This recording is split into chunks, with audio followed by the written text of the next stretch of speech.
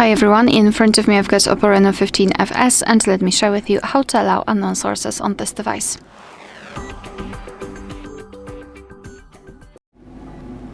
So let's begin with opening the settings, and here we have to scroll down and find security and privacy. Then let's scroll down and find more security and privacy. Scroll down again and localize installation sources.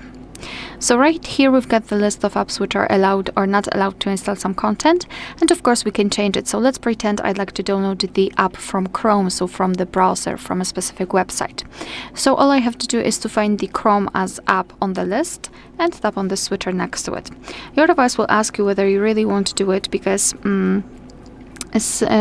basically third-party apps aren't verified by the developer, so you may put your data and actually whole device at risk, so remember about that and choose the apps wisely.